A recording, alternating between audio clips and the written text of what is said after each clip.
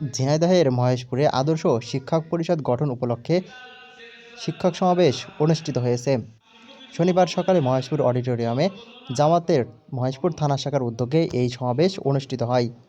অনুষ্ঠানে প্রধান অতিথি হিসেবে উপস্থিত ছিলেন বাংলাদেশ জামাতে ইসলামীর সহকারী সেক্রেটারি জেনারেল মাওলানা আব্দুল হালিম। নির্বাচন বিষয় এখনো চূড়ান্তভাবে আমরা বলছি না, তবে জোটগত হওয়ার সম্ভাবনা কি আপনারা দেখেন?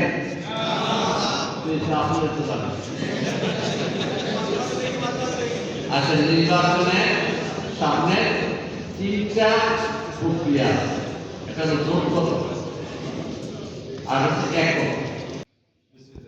এ সময় জামাতের মহেশপুর থানা শাখার আমির ফারুক আহমেদের সভাপতিত্বে বিশেষ অতিথি হিসেবে উপস্থিত ছিলেন আদর্শ শিক্ষক ফেডারেশনের কেন্দ্রীয় secretary general ABM Fazlul Karim, Jhenaidah জেলা আমির আলী আজম আবু বকর। এ সময় বিশেষ অতিথি হিসেবে আরও উপস্থিত ছিলেন ঝিনাইদহ জেলা জামাতে ইসলামের সহকারী সেক্রেটারি আব্দুল হাই সহ জেলা ও থানা শাখার বিভিন্ন দায়িত্বে থাকা নেতাকর্মীরা উপস্থিত ছিলেন। শেষে প্রাথমিক, কলেজ ও মাদ্রাসা শিক্ষকদের নিয়ে আলাদাভাবে কমিটি ঘোষণা করা হয়।